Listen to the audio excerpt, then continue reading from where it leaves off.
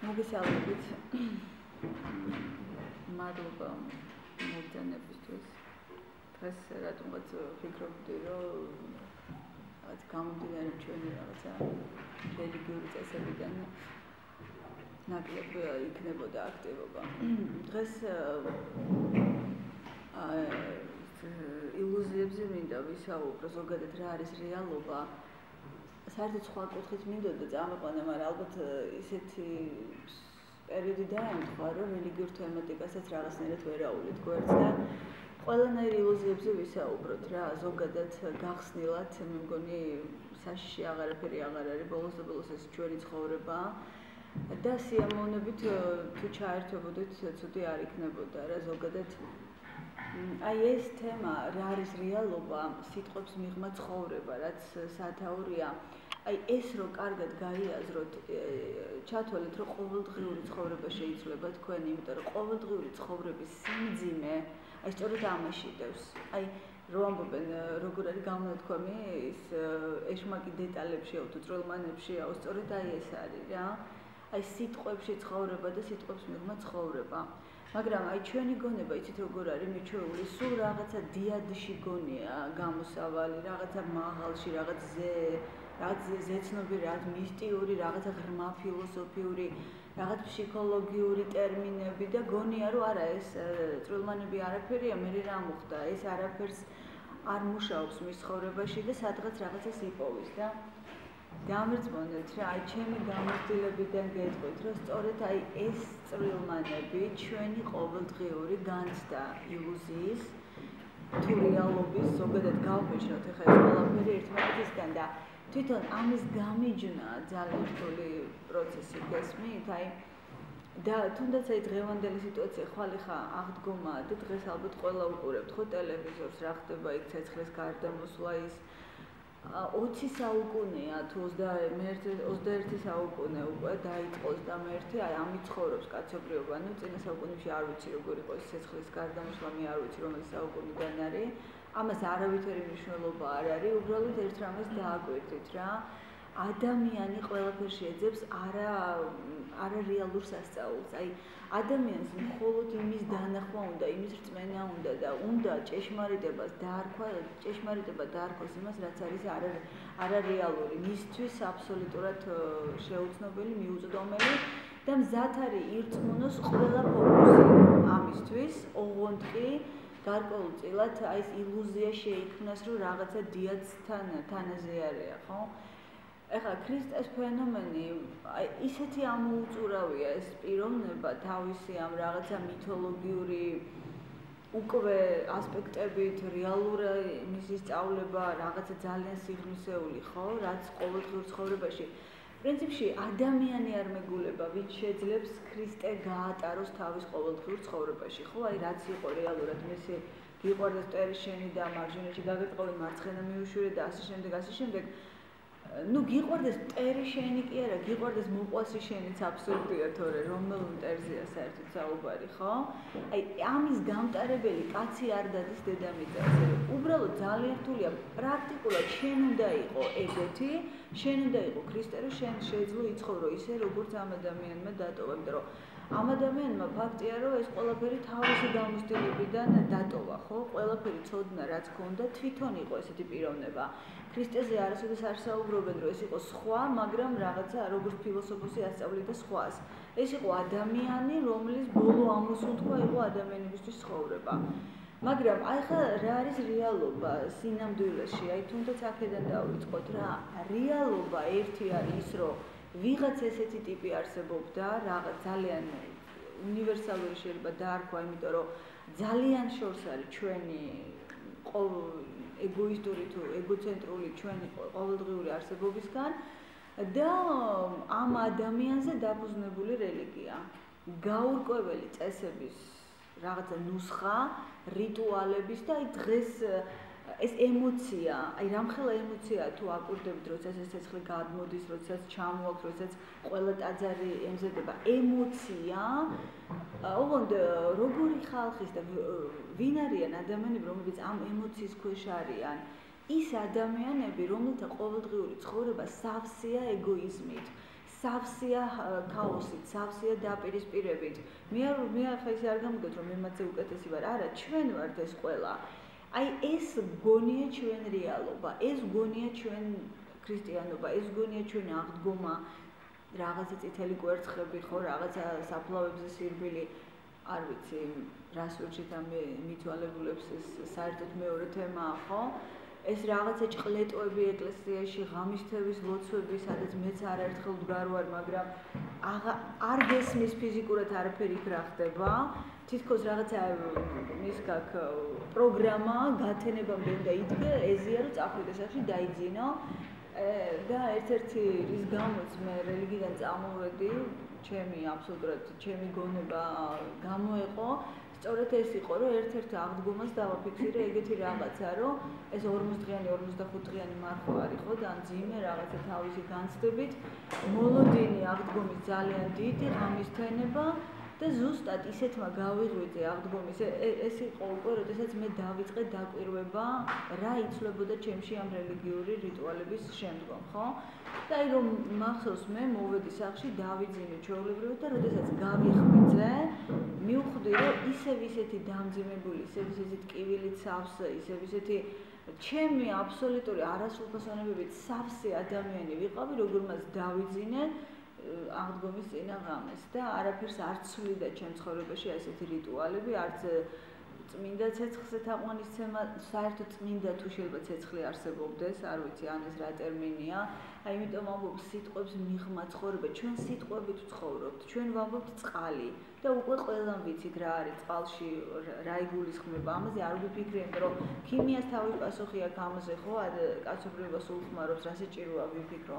ნუ წყალი კიდე წყალია შეიძლება და ისეთი მნიშვნელოვანი არ არის, მაგრამ არის ფუნდამენტური საკითხები, სიყვარული, სიხარბე, სიძულვილი, ბოროტება, დეპრესიაში ვარ, პესიმისტი ვარ, ოპტიმისტი ვარ, ღმერთი მწამს, ღმერთი არ მწამს, თეისტი ვარ, ათეისტი ვარ.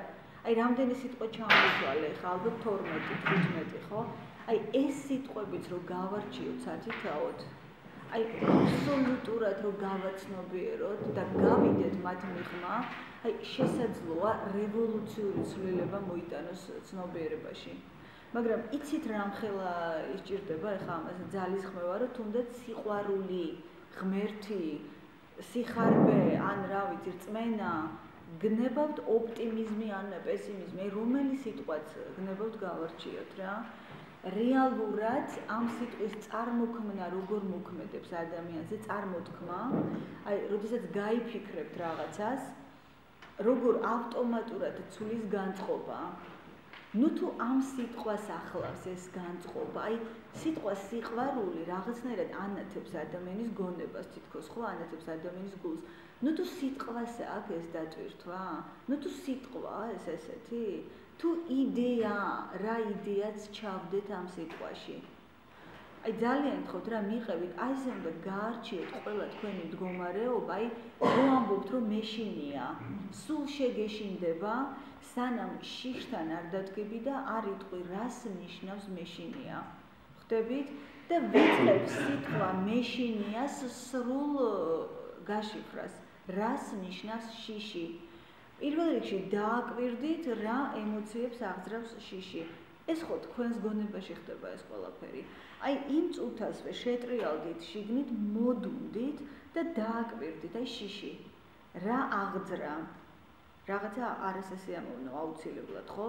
შემდეგ აუცილებლად სიტყვა შიში რაღაც სურათ ხატებს წინა პლანზე აბსოლუტურად გადმოიტანს. აუცილებლად ეს ყველასთვის იქნება სხვადასხვა. სურათ ხატები იქნება სხვადასხვა, მაგრამ განცდა ყველას ექნება ერთნაირი. გესმით? ან უიმედობა. აი, როდესაც ამბობენ ხშირად, რომ მომავლის იმედი აღარ მაქვს. რას ნიშნავს? მოდი გავარჩიოთ ახლა, რას ნიშნავს მომავლის იმედი და მიხვდებით, რომ რეალურად არის კი საერთოდ რამე ესეთი არსებობს იდეაში რაღაცა მომავლის იმედი, რომელიც შენ თურმე ან გაქვს და ან არ გაქვს. მომავლის იმედი არ მაქვს, როდესაც ამბობს ადამიანი და ღრმა დეპრესიაშია. თუ გნებავთ დეპრესიაც გავარჩიოთ კიდე, რას ნიშნავს? აი, ანუ რას გულისხმობს? ანუ იმედში უდაოდ რაღაც იდეები აქვს მას ჩადებული. მომავალი ძალიან ზოგადი ფრაზაა, ხო? აი, ხლა ნებისმიერმა ადამიანმა რო გკითხოთ, რა არის მომავალი, უპასუხებთ, რომ არ იცით, ხო? შეუძლებელი ხარ ადამიანმა იცოდეს რა იქნება თუნდაც ხვალ. მაგრამ გეგმები ხო ყველამ ვიცით. ის იდეები ხო ყველამ ვიცით, ალბათ ესეც არ ვიცით. მომავალს როდესაც იტყვი, შენი გონება მომენტალურად დააკვირდით რა იდეაში ჩადებს ამ სიტყვა მომავალში. აი ეს არის საკვანძო, საიდანაც თქვენ უნდა დაიწყოთ ყველაფრისგან განთავისუფლება და გაცნობიერება. შიში წარმოსთქვი ხო, ან გაიფიქრე. მომენტალურად დააკვირდი ფიქრი, რომელიც წამოვა შინაარსით და ჩაჯდება ამ შიში. აი აქ გაქვს სამუშაო. და იცით ეს როგორი დასანახია, მე აი ყველაფერი ქრება. აი როგორც ქვიშა, რო შეუბერო სული და ქრება. აი ადამიანებს გონიათ ხშირად რომ შიშებისგან ვერ განთავისუფლდებიან. სწორედ მაგიტომ გონიათ რომ არასოდეს არავის არ გაურჩევია შიში რა არის. ჩვენ ერთადერთი რასაც ვაკეთებთ, გავრბივართ შიშისგან. მარტო ყოფნა და უშუალოდ აღძრავს სულ ფიქრებს, მოაქვს შიში, რა უნდა ვქნა, მოდი ნუ იქნები მარტო და თქვენ აი ნებისმიერ საშუალო ფსიქოლოგთან რომ მიხვიდეთ, შეიძლება ესეც დაგარიგოთ, რომ ხო, აი ნუ იქნები მარტო წადისადმი გაიარე გამოისერნე ვიღაცას დაელაპარაკე. ეს არასოდეს არ გადაჭრის პრობლემას, იმიტომ რომ აუცილებლად უნდა იპოვოთ სათავე და აი ხა მიხვდით რომ სათავე ყველას ერთი აქვს. იდეა, რომელიც თქვენგან გამოდის და მომენტალურად ჯდება იმ ტერმინში. და ჩვენ ცხოვრობთ ამ ტერმინებში, ანუ იდეათა სამყაროში. ჩვენ ვართ სრული აბსოლუტურად ტყვეობაში, აი დაახლოებით მძევლები ვართ აი ამ სიტყვებში და აი ამ სიტყვებში ჩადებული შინაარში, იმიტომ რომ როცა შენ არასოდეს არ გაგიცნობიერებია, არასოდეს არ აღმოგიჩენია, არასოდეს არ დაკვირვები ხარ, ვინ ჩადო ეს იდეა, შიში რატო აღძრავს უსიამოვნო შეგრძნებას? რატო აღძრავს თავიდან, როცა ჯერ კიდე ბავშვი ხარ, სიძულვილი რატო აღძრავს ცუდ რაღაცა იმას, ხო, სიკეთე აბსოლუტურად სხვას, ხო? ანუ ეს არის რაღაცა საყოველთაო ტერმინები, მაგრამ მარტო საყოველთაო ტერმინები რო იყოს, კიდე რა უჭირს, რაღაცაზე უნდა შევთანხმდეთ ახლა ადამიანები. აი საყოველთაო ტერმინები გულისხმობს საყოველთაო შინაარს. და მთელი სამყარო აი ესე მოდის და მიდის უბრალოდ გადაგორება და გაქცევა სიტყვებიდან. მაგიტომ არის, როცა ადამიანს ეუბნები, თუნდაც აი დღეს მოდი აბა დაჯექი და აბა დაფიქრდი, არსებობს კი მართლა რეალურად რაიმე წმინდა ცეცხლის გადმოსვლა?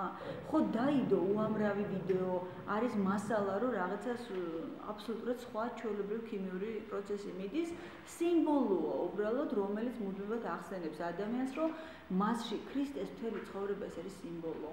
რომ შენშია სწორედ აი ეს მესია, რომელმაც უნდა გაიღვიძოს, დაიბადოს და შენ გახდე მეორე ქრისტე. მთელი დანიშნულება ქრისტეს ცხოვრების ეს იყო. მთელი სწავლება, რომ შენ გახდე ქრისტე და არა ეთაყვანო ქრისტეს და ნუ ქრისტეზე აღარ საუბრობ, თაყვანისცემა მიდის უკვე რაღაც ნაწილებზე, რაღაცა აგურებზე, ქვებზე, ხეებზე, ჯვრებზე, ნუ ერთაყვანისმცემლობიდან, მოდი ესე ვთქვათ, დიდად არ გამოსულა კაცობრიობა, რაც ჩამოყალიბდა სადღაც ოდესღაც, როცა ჯერ იძერწებოდა ზოგადად ადამიანური ცივილიზაცია, აი მაშინ რაც იყო, უბრალოდ იდეები იხვეწებოდა, ინტელექტი იხვეწებოდა და უფრო რაღაცა კეთილშობილურ იდეებს დებდა, ხო? პრიმიტიული რაღაცა საკურთხეველი თუ კერპი ნელა გადაიქცა რაღაცა მოოქროվել საკურთხევლად თუ რაღაცა შანდლება თუ სანთლება თუ ასე შემდეგ და ასე შემდეგ, ხო? მაგრამ იდეა სიტყვებში ჩადებული, აი ამას თუ არ გაცდი ადამიანი, დამერწმუნეთ 32,000 ჯერ რომ დაიბადო, ისევ შემოხვალ დედამიწაზე, ისევ რომელი კულტურის შვილიც იქნები და რომელი რელიგიის შვილიც იქნები, აი ესე დაიწყებ აღსრულებას.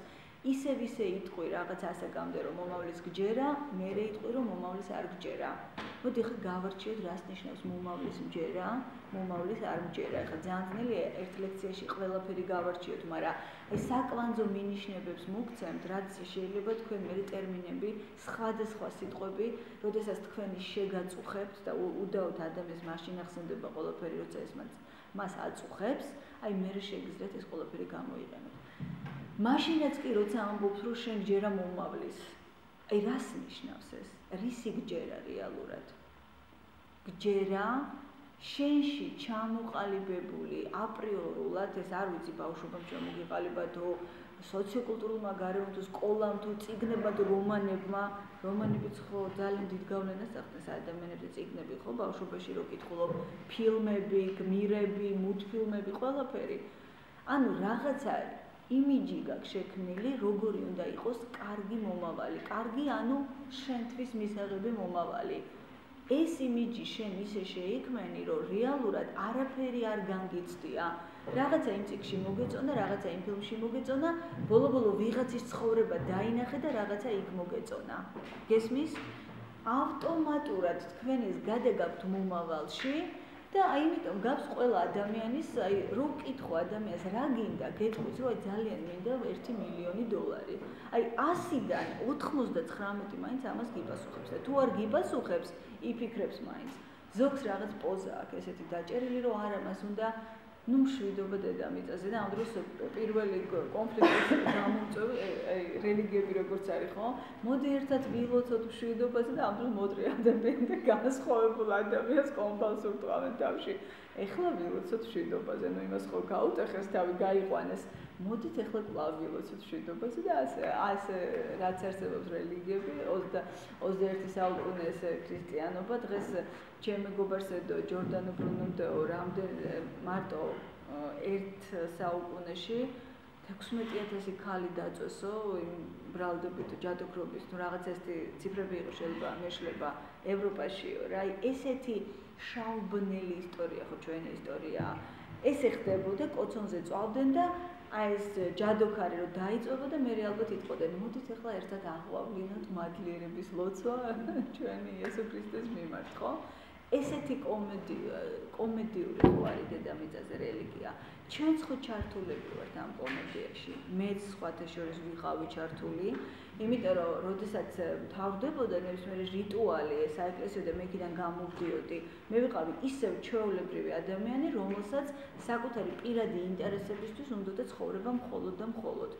და ალბათ კონფლიქტიც მქონდა ალბათ ქაოსიც მქონდა იმიტომ რომ ვთვლიდი რომ ზუსტადაც ესეა თავი უნდა დაიცვა და მე გვაქვს აქ კარგი გამოს ესეთი მეც ხშირად ვიყენებ მიეცით კეისერს კეისრისა და ღმერთს ღვთისა ეს კარგად გვაქვს ხოლმე ფრაზები დაჭერილი ქრისტეს ისტორიაში რაც მოგწონს ხო მაშასადამე მომავლის იმედი მაქვს ანუ ვარ ბედნიერი მიხარია და მომავლის მჯერა ისეთივე ილუზია როგორც ის რომ აღარ გჯერა მომავლის როგორც ის რომ აღარ გიხარია მომავალი და არაფერს აღარ ელოდები მომავლიდან და განსხვავება რა არის როგორ გონიათ მუდმივად მომავალი გეგონა სიტყვაზე რაღაც მოდი ავიღოთ ერთი კალათა სადაც იყო ყველა შენი სურვილი ცხოვრება წავიდა თავისი გზით შეიძლება ცუდი რამები სულ არ ხდებოდა ჩვეულებრივი რამები ხდებოდა აი რეალობა არ შეიძლება იყოს ცუდი ან კარგი ის უბრალოდ რეალობაა ხო აი ადამიანს ერთი დღე თავი გტკივა მეორე დღეს არ გტკივა მაგრამ ამას ეხა ტრაგედიაც არ აქცევ იმიტომ რომ ეს არის რეალობა ორგანიზმი არის რაღაცა მანქანა ყველაფერი რაღაცა ძალიან წვრილი ნერვული სისტემით არის დაკავშირებული და უცებ შეიძლება რაღაცა გეტკინოს მე რაღაც არ გეტკინოს ხო აი ესე მიდის ჩვენი ცხოვრება რეალურად მაგრამ იდეებს რა უყოთ გესმით იდეებს რა უყოთ გამზადებულს აი კალათში ჩადებული იდეებს და მე მიხვედი 1 წელი 2 წელი 3 წელი 10 და შენი რეალობა 10 და იმ შენ ბავშვობაში შექმნილ მომავლის სურათს და უცებ სადღაც გადააბიჯე 30 წელს ეს ძირთად ასაკობრივია რომ იცოდეთ 40 წელზე საერთოდ კრიზისი იწყება აი 40 წლის ასაკში ხვდები რომ всё შენ არაფრის აღარ გჯერა იმიტომ მაგრამ რისიც გჯეროდა არც ის მოხდა გესმით სხვაგან წავიდა შენი ცხოვრება ცოცხალი თავით არ შეგვიძლია აი იმ რეალობის მიღება გესმით ჩვენი პრობლემა სად არის ჩვენ როდესაც ვამბობთ სიტყვებს მიღმა ცხოვრება არის სწორედ მიღვე ცხოვრებას თავისი ყოველდღიურობით ანუ შენ კი გქონდა ბიზნეს გეგმა მაგრამ ნუ ცხოვრებამ სადღაც წაგიყვანა ხო აი ეს არის რეალობა მაგრამ ამას აუცილებლად არქმევს ადამიანი რას ტრაგედიას რატო იმიტომ რომ აი იქ 15 წლის ასაკში თუ 16 წლის ასაკში რომ გაუმზადეს პროგრამა, აცდა მის პროგრამას.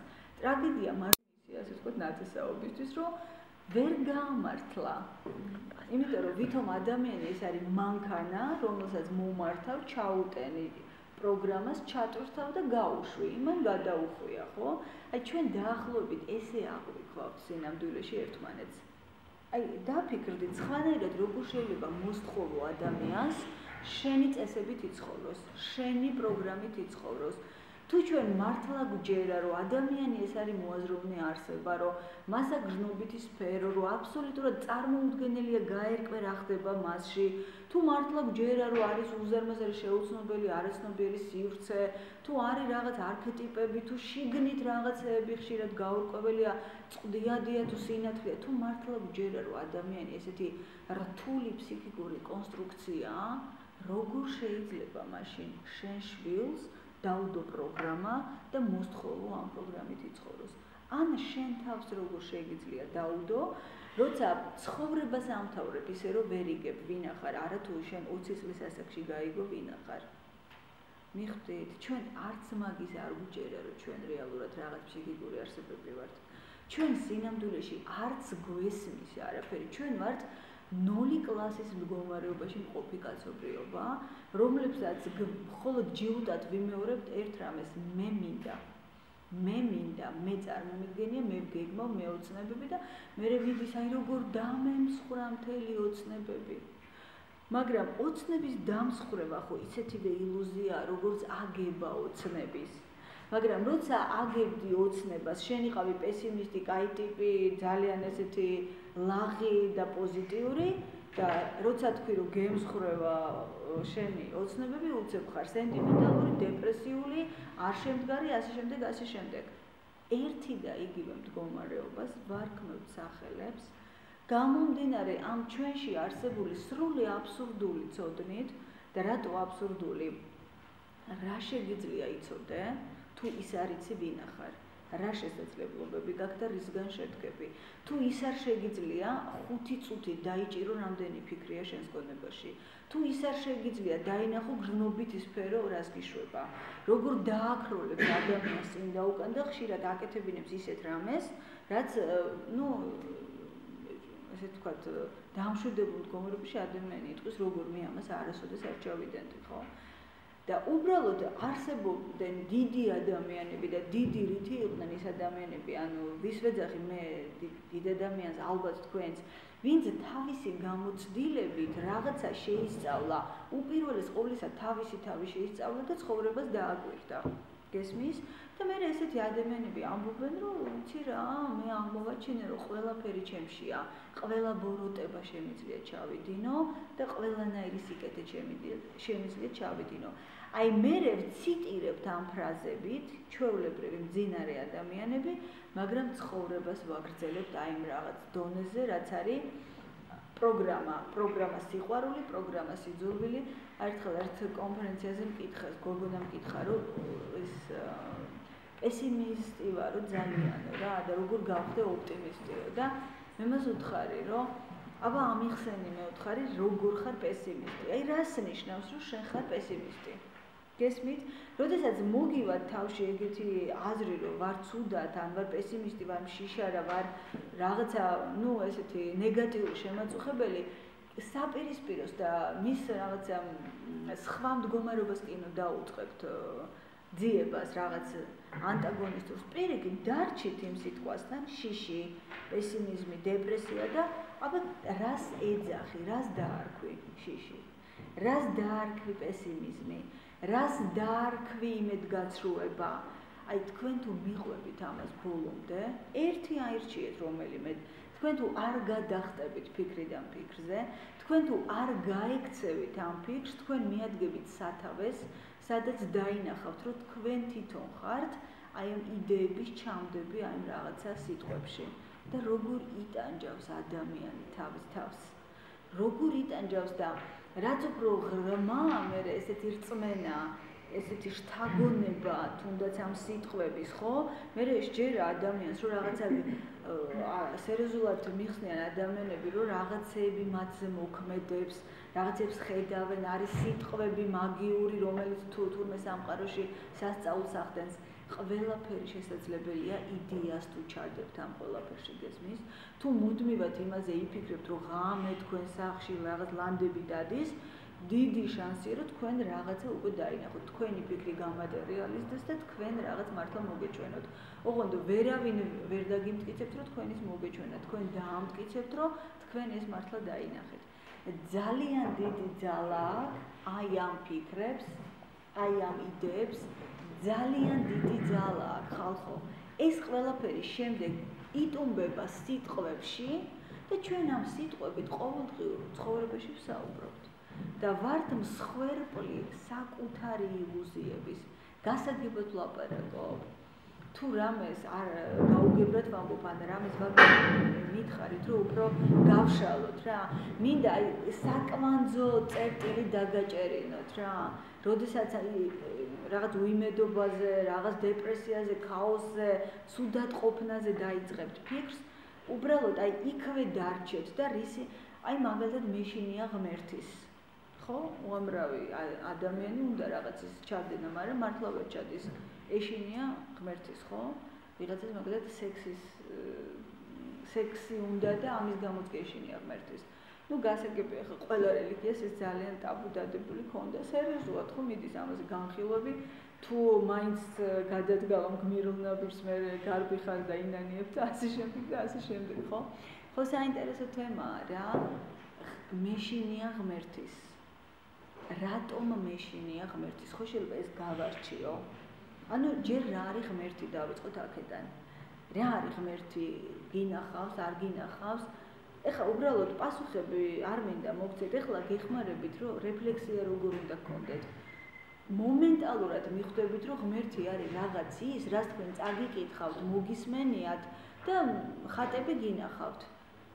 ერთხელ მე ერთი ხატი მიყვარდა ძალიან ბათუმში იყო ეს ხატი, ხელთუქმნელი და ну რაღაცა ამ ხატს მაშინ ეს მორწმუნე ვიყავი და რაღაცა ის ქონდა ჩემზე რა ძალა მოდი ესე თქვა და ძალიან ხშირად ვიგეგი ხოლმე ამ ხატის წინ ну რაღაც როცა საუბრობდი, ვესაუბრებოდი და მე ეს ძალიან სერიოზულად დავინტერესდი ვინ იყო ამ ხატის შემოქმედი. ბოლოს დამაინტერესა, აი როგორი იყო ის ადამიანი, ვინც ეს ხატი დაწერა, ხო? მე გამოცნეს ის ადამიანი, მივედი მის სახელოსნოში და აი ყველაფერი იმდენად ბანალური აღმოჩნდა და იმდენად ჩვეულებრივი აღმოჩნდა, რომ აი მაშინ მივხვდი, მე რამხელა იდეა ჩავდე იმ ხატში, რომ მე ჩავდე ეს იდეა. და ყველა ადამიანს ვანახებდი იმ ხატს, ვისთანაც მეგობრობდი და უხსნიდი, რომ აი მას ხედავთ მეთქი და ну გზნობდი, რომ ვერავინ არაფერს ვერ ხედავდა. გესმით? ანუ მე ჩავდე ეს იდეა. სწორედ ამას ეძახდა იუნგი რელიგიურ არქეტიპებს. მესიის არქეტიპი, რომელიც ჩვენშია, რომელიც გადაიტანე იმ ხატზე და დაარქვი მას ღმერთი. და всё, შემეძლო ყველაზე მეტად გამეშიშვლებინა ჩემი თავი მხოლოდ იმ ხატთან. აი ამას დავაკვირდი იმ პერიოდში. ეს გიყვებით 16-17 წლის წინანდელ ამბებს. აი ხო საინტერესოა, არ იყო ეს ილუზია, აბარა ჯანდაბა იყო. თუ შეგიძლია შენი თავი გააშიშვლო, რატო არ შეგიძლია თუნდაც რაღაცა რომელიმე ხატვის ნახატის წინ დადგე და გააშიშვლო, რაც შენში ემოციას აღძრავს, ხო? მე ასევე ემოციას აღძრავდა ჩემში, უკვე ასევე მონასტრულ პერიოდში გიყვებით, ეს ვებერის იესო ქრისტე სუპერვარსკვლავი და აი მაშინ ხვდებოდი, რომ სინამდვილეში მნიშვნელობა არ აქვს შენ რას დაარქმევ ღვთაებრივს და ყველაზე დიდი მედიტაციები მქონდა იანგილანის აი ამ თავარ არიებზე. ყველაზე კარგად ვგრძნობდი თავს, აი ყველაზე ცოცხალ ქრისტეს ვხედავდი მათ. საბოლოო ჯამში დასკვნა რა არის, ყველა ხო ჩემი პროექცია იყო. იმ ხატშიც ხო მეჩავდა ეს იდეა, იანგილანის ქრისტეშიც ხო მეჩავდა ეს იდეა, ყველაფერში ხო მეჩავდა იდეა, რომელიც ჩემია. საბოლოო ჯამში აი პროექციები, როგორც წინაზე ვსაუბრობდი, ანიმა და ანიმუსზე, როგორც თქვენი მამაკაცი, შინაგანი თუ ქალის პროექცია უნდა მოხსნათ მეორე ადამიანს და დაიბრუნოთ, აი ასევე უნდა მოიხსნას აი ღმერთის პროექცია გარე ფასადებზე. და უნდა დაბრუნდეს ადამიანში და ადამიანმა უნდა დაინახოს, რომ ყველაზე ფასეული ეს თვითონაა, ყველაზე ფასეული ეს მასშია. აი თუ ესე შეძლებთ რომ გაარჩიოთ ყველგან თქვენი დამოკიდებულებები, მიხვდებით რომ საშიში არსად არაფერია, შეგეშინდა, იმიტომ რომ შენ გამოიტანე, ჯერ შენ მოიგონე, დავიწყოთ ის რომ სექსი ცოდვა, ეს შენ მოიგონე ადამიანო. აი ეს არის ყველაზე საინტერესო, შენ მოიგონე, მაგრამ იმიტომ რომ რაღაცა წესი გინდოდა და კანონი გინდოდა, გადაიტანე გარეთ და სადღაც დაწერე და დაგემორჩილე, იმიტომ რომ შენზე უფრო კიდე განუვითარებელი, შეშინებული და დაპატარავებული ხალხი იყო, ხალხი, რომელიც მუდმივად ეძებს ბელადს. დედამიწამ ძალიან დიდხანს იცხოვრა აი ამ ბელადების მოლოდინში. ერთი სივრცე პლანეტის ნელ-ნელა თავისუფლდება ამ ბელადომანიისგან დასავლური სივრცე. აღმოსავლეთში ჯერ ისევ ეს იდეა სამწუხაროდ მუშაობს და ვინ ყველაზე მეტად დააკვირდით, ვინ უმაგრებს ნიადაგს აი ამ რაღაცა ბელადების თუ მესიების რელიგია და დიქტატორები. აი ორი რამ, ვისაც არაფერში არ ჭირდება თავისუფალი მოაზროვნე საზოგადოება. რელიგიის მსახურებს, იმიტომ რომ ცალკე რელიგია არაფერი არ არის, ცალკე რელიგია არის რაღაცა წიგნები და ჩაწერილი ლოცვები და წესები, ცუდი იმაში არაფერი წერია. რელიგიის მსახურები და პოლიტიკოსები. აი ვის ჭირდება რეალურად ამდენი აკრძალვები, ამდენი შიშები. გესმით?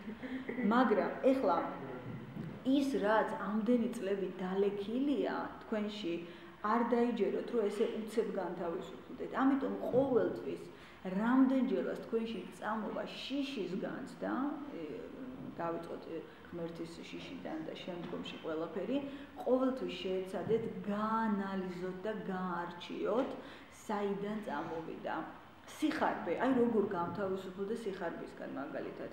პირველ რიგში უნდა აღმოაჩინო, რომ ხარ ხარბი. რას ნიშნავს ვარ ხარბი? ყველაფერი მინდა. ჩემთვის მინდა ყველაფერი და არაფერი არ მაგმაყოფილებს. აი აქ გაჩერდით და დააგვერდით. უცებ გაჩერდით და დააგვერდით. გჭირდებათ კი იმდენი ნივთი, ანუ იყენებთ იმდენ ტანსაცმელს, იმდენ ფეხსაცმელს. გჭირდებათ კი ყველა სეზონზე ახალი მობილური, ახალი მანქანა. არიან ადამიანები ხო, აი ესეთი სულელური გატაცებებით მართლა ცხოვრობენ, ხო? გჭირდებათ კი ყველაფერი, ანუ გჭირდება რას ნიშნავს? შენ შეგიძლია ამ ყველაფრით დატკბე, სიამოვნო მოასწრო, ყველაფრის ჩაცმა, ყველა მანქანით, ან რა მოაქვს ამ ცვლილებას? არაფერი, იგივე ადამიანი ხარ, ჟდები, ხო? შენი ამბიცია, რაღაც ამბიცია, რომ იყო რაღაცით მაგარი, რაღაცით განსხვავებული, რაღაცით პირველი.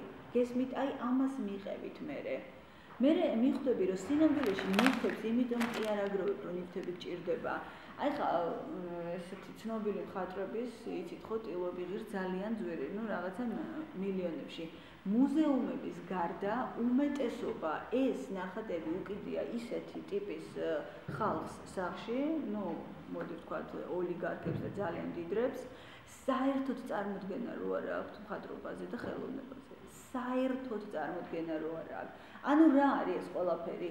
პოზა, ნაწილი ჩემი რესპექტაბელური პერსონის, ხო? აი ეს არის სიხარბე, მეტი კი არაფერი. სინამდვილეში სიხარბე შედგება ამბიციისგან, ჩემი წარმოდგენებისგან საკუთარ თავზე, ჩემი რესპექტაბელურობისგან, რომ არ შემიძლია ვიყო უბრალო ტიპი. გესმით? და რატომ გაქვს ეს განცდა, როგორ გონია, რომ უბრალო ტიპი ხარ და კომპლექსი რატო გიჩნდება, ვის უჩნდება? მას, ვისაც საერთოდ არ დაუწყია საკუთარი თავის შეცნობა, მას, ვისაც საერთოდ არ აღმოუჩენია საკუთარ თავში ინდივიდი, ინდივიდუალური ადამიანი, რომელიც მე ხვდები, რომ სრულიად განსხვავებულია ყველასგან. აი ესეთი ადამიანი, ანუ მძინარე ადამიანი თავის თავში ატარებს ყველაფერს. შიშებსაც, სიხარბესაც, სიძუნწესაც, ამპარტავნებასაც, აი თუ კი რაიმე არსებობს ახლა ტერმინებში გამოხატული ნეგატიური ყველაფერი და სათავე ერთია. მას არ გაუღვიძია, მაგრამ მას არ უნდა იყოს მასა. აი ეს იცის ოღონდ, რომ არ უნდა იყოს მასა.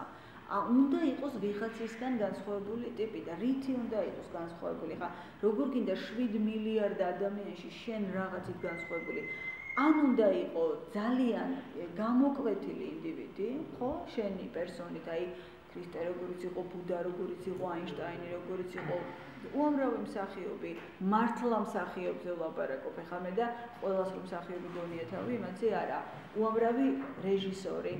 სხვათა შორის, აი ეს ნეორეალიზმის ხანა რომ დაიწყო იტალიურ კინოში, ფრანგულ კინოში, ხო დასავლეთში, აი არანაკლები თუ ძალიან დიდი როლი არა შეასრულა სტერეოტიპების და განსაკუთრებით რელიგიური სტერეოტიპების გრევაში მათმა ფილმებმა.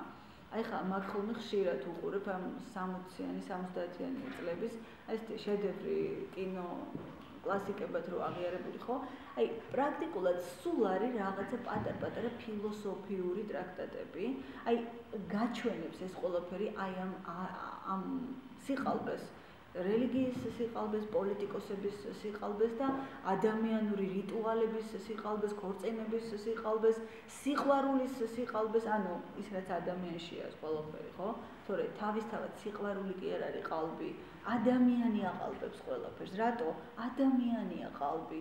რატო ადამიანი ყალბი? აი, რო გავარჩიოთ ახლა ეს სიტყვა ნამდვილად, ყალბი რას ნიშნავს? არარეალურს, ხო? ყალბი ნიშნავს იმას, რომ ის არ არის რაღაც ნამდვილი. და როგორ შეიძლება ადამიანი არ იყოს ნამდვილი, ხო, ბოლოს და ბოლოს ადამიანია. აი, ადამიანი მაშინ ხდება ნამდვილი, როდესაც იღვიძებს და იწყებს გაცნობიერებას, რისგან შედგება, რა იდეებისგან შედგება, რითია მისი გონება განპირობებული. მანამდე ადამიანი არის ყალბი, რაღაცა სუროგატი, რაღაცა მოდი მასა, ცხვრის ფარა, საიდანაც მიატრიალებენ, იქი წავა, ხო?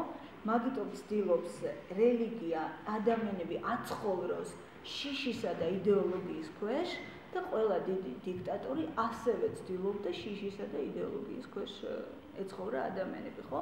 ანუ ხელწერა ერთია, იმიტომ რომ გაღვიძებული ადამიანი ძალიან საშიშია. გაღვიძებულ ადამიანს ბორკილებს ვერ დაადებ.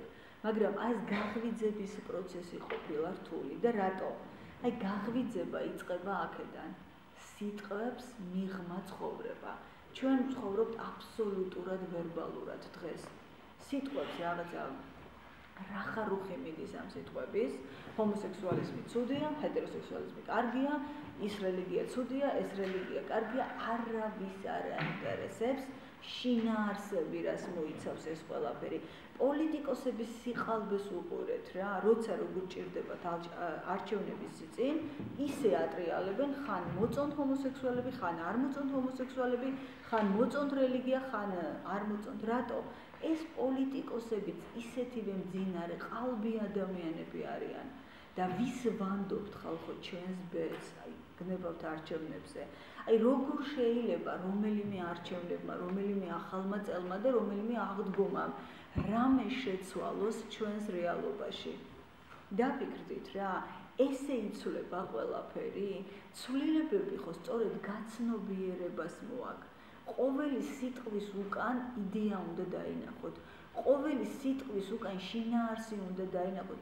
ნუ შეგეშინდებათ ნურაფრის გარჩევის. თქვენი ცხოვრებაა და ვიღაცამ შემოგაგდოთ ამ ცხოვრებაში ისე რომ არ უკითხია თქვენ ეს გინდოდათ თუ არ გინდოდათ, ხო? რეალურად ისე აკიდეს ადამიანს ამხელა ტვირთი, 20 წლის ასაკში მე უკვე მივხვდი რომ ძალიან დიდი ტვირთი მეკიდა. ფსიქოლოგიური რა თქმა უნდა შეიძლება ხა ის არ მქონდა რაღაცა ხო ოჯახი და რაღაცა იგივე, მაგრამ ფსიქოლოგიური ტვირთი, პირველ რიგში ეთიკური ნორმები, რელიგიური ნორმები და ამ დროს შინაგანი ქაოსი, შინაგანი სამყარო, რომელიც განგრევს უბრალოდ, რომელსაც გამოსვლა უნდა, 1000 რამე გინდა, ნუ ფანტაზიებს არა აქვს დასასრული, დაწყებული სექსუალური ფანტაზიებიდან, მაგრამ გარედან იცი რომ ერთი პოზა უნდა გეჭიროს რა. უნდა გქონდეს ეს რაღაცა კეთილშობილი, გოგოს, თან როგორი კეთილშობილებაც ხო იცვლებოდა საუკუნეებით, იმ ეპოქის და იმ წლების და იმის სადაც ჩვენ მე რო ვიყავი 20 წლის მაგალითად 90-იან წლებში, მაშინ კიდე სხვა ნორმები იყო გოგოსთვის. დღეს კიდე სხვა ნორმებია 40 წლის წინ კიდე სხვა იყო და აი რო გავაცნობიერე რომ ეს ყველაფერი მხრებზე მქონდა აკიდებული და შინაგანად ვიყავი სრულიად სხვა ადამიანი, აი აბსოლუტურად არაფრის დაცვა არ შემეძლო და არაფრის მიღება არ შემეძლო, აქ დაიწყო პირველი კონფლიქტი. აი აქ იწყება პირველი ფიქრი იმაზე, რომ შენ სადღაც მოხვდი რა, ისეთ პლანეტაზე, რომ გამოსავალიც არის. პირველი ავტორიტეტი ბავშვისთვის არის მშობელი, აქ ორი აზრი არ არის, ხო? თუ არ ყავს, მაშინ რაღაც მასწავლებელი ან ვიღაც ხდება სასულიერო პირი, ხო? ნებისმიერ სიტუაციაში პირველი ავტორიტეტი გონია რომ მართალია, გონია რომ შენთვის უნდა კარგი. ანუ რამდენი შრომა გჭირდება რომ გაერკვე რომ შენი მშობელიც მსხვერპლია თავისი ეპოქის, თავისი იდეის და ასევე ამ წინარე მდგომარეობაში. შენი მოძღვარიც მსხვერპლია, შენი ფსიქოლოგიც მსხვერპლია, შენი ავტორიტეტიც მსხვერპლია, შენი ბელადი, შენი ერის მამაც. და უცებ ხვდები რომ აი პირდაპირ უფსკრულის პირას დგახარ, სადაც ყოველ წუთს მილიონობით ადამიანი ვარდება და შენ ან ჩავარდები და ან გაიღვიძებ. მეტი გამოსავალი არ აქვს. გაიღვიძებ და იწყება ძალიან მძიმე შრომა, თუმცა გაცილებით სასიამოვნო ვიდრე დანარჩენი ცხოვრება დამიჯერეთ რა. აი გარჩევა იმის ყოველი სიტყვა, რომელიც თქვენში აღძრავს ემოციას, დარჩით იმ სიტყვასთან და გაარჩიეთ. გესმით, ყოველი სიტყვა გაარჩიეთ და გაიხსენეთ იდეა. პირველ რიგში დაინახეთ იდეა, რაც მასში დევს და მერე გაიხსენეთ, ვინ ჩაგიდოთ, როგორ ჩაგიდოთ, რომელმა ავტორიტეტმა ჩაგიდოთ. სულ ერთია ეს ქრისტემდე მიგიყვანთ, ბუდამდე მიგიყვანთ, ღმერთამდე, სულ ერთია. ყველაფერი უნდა გაანადგურო შენს გზაზე, სანამ შენ თვითონ ხელახლა არ გაივლი ამ გზას, არ აეწყობი და არ მიხვდები განცდებს. და აი ესეთი გამოგუძებული ადამიანი ბუნებრივია რომ ხარბი ვეღარ იქნება, მომხვეჭელი ვეღარ იქნება, იმიტომ რომ აი ამ ყველაფრის სისულელეს ხვდება უბრალოდ. აი ამიტომ არიან მაღალი ცნობიერების ადამიანები, რომ შემდეგ საუბრობენ მათზე, რომ რაღაც უქონლები არაფერი არ აქვთ, ის არ აქვთ. ეს უბრალოდ საჭიროება აღარ არის. მე ხვდები, რომ სინამდვილეში სულ არ გჭირდება იმდენი, რამდენიც გონია, რომ გჭირდება და მთელი ცხოვრება კვდები იმაში, რომ ამდენი ნივთები შეაგროვო და მოკვდები მერე და რა დარჩება შენი ნივთები კიდე 60 თაობას მოკლავს, მოინელებს.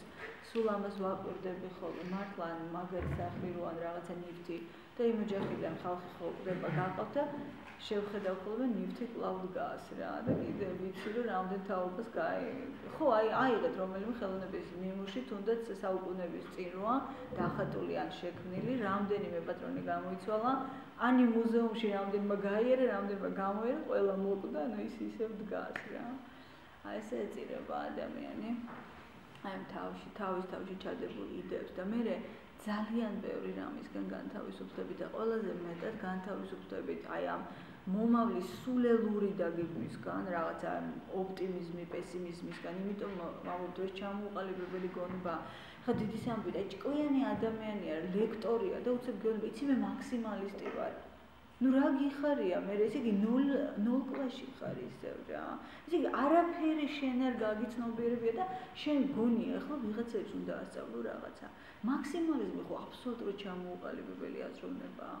პესიმიზმი, ოპტიმიზმი ეს ხო ჯერ სრულად ჩამოუყალიბებელი ფიქრებია, ჩამოუყალიბებელი გონებაა. ანუ სადაც დაგიბერავს ქარი, უცებ სადაც მოგეწონება რაღაცა ფერი, უცებ ვაიმე რა ბედნიერი ვარ ამბობ. მე ვიცი ფერი არ მოგეწონება, ვაიმე რა უბედური ვარ ამბობ. და აი ესე ცხოვრობს ადამიანი. ზამთარში ცუდად არის, ზაფხულში კარგად არის, ნუ იქ ბედნიერია, იქ უბედურია და ასე შემდეგ და ასე შემდეგ.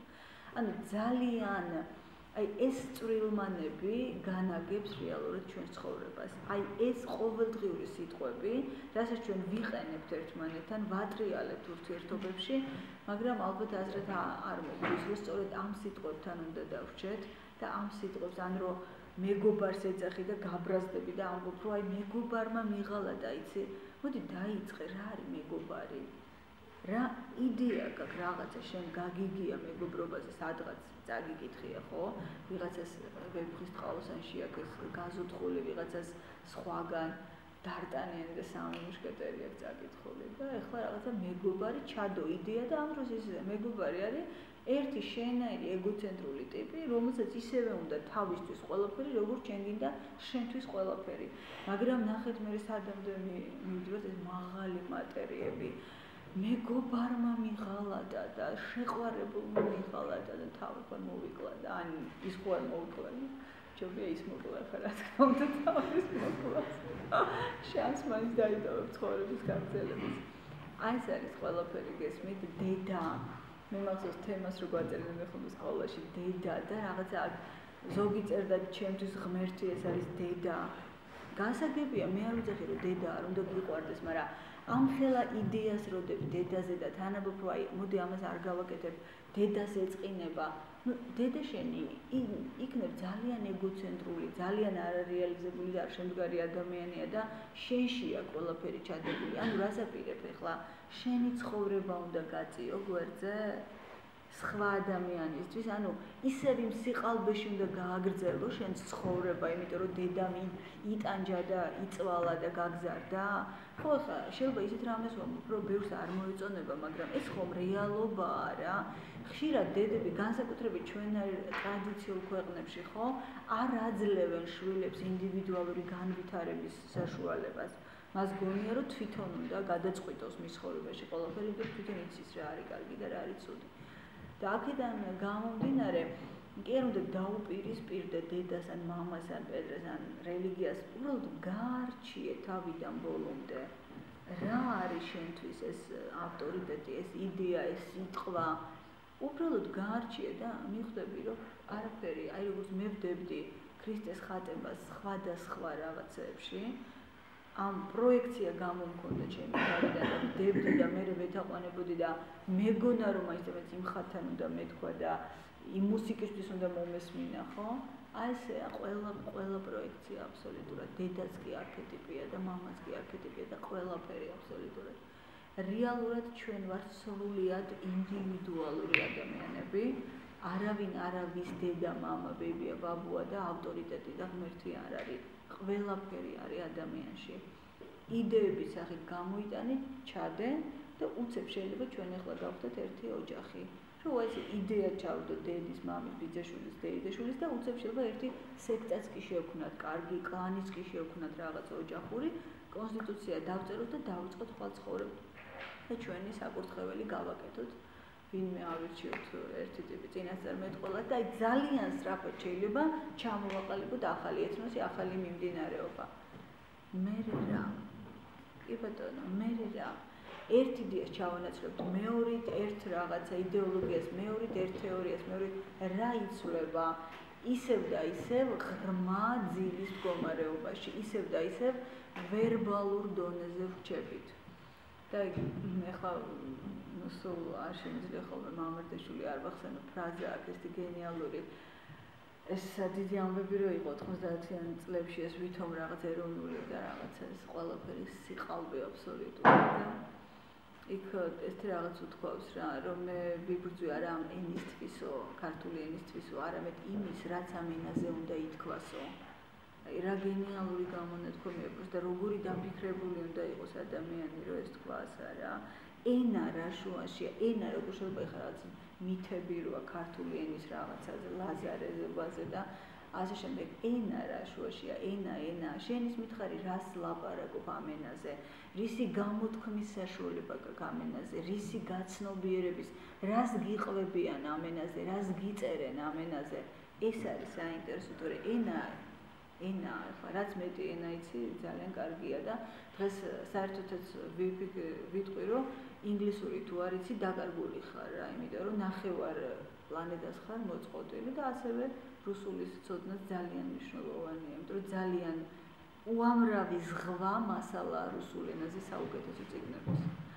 ენასთან დაპირისპირება, სადამდე ვართ უბრალოდ ადამიანები დასულები, ხო? ისევ და ისევ სიტყვებთან ვრჩებით. ისევ და რა კარგი იდეაა რა, ვიცის გაარჩია ეს ქებაი და დიდებაი ქართული ენის ეს რაღაც ეს ნაციონალისტების ჯგუფმა ალბათ რომ ერთმა ერმა თურმე უნდა განიკითხოს მთელი მსოფლიო, ჯერ რა ეგოცენტრული იდეა ამაზე თუ გიფიქრიათ რა. ესე იგი, ესე იგი ღმერთი როგორი ტიპია? ის რა უსამართლო რაღაცაა ღმერთი, რომ მაინც ერი გამოარჩია. ებრაელებსაც ხო ამის ჯერათ რეალურად არა? გიტლერიც ხო ამ თეორიაზე დადგა, რასულ თეორიაზე და გადაუარა ნახევარ სამყაროს, ხო?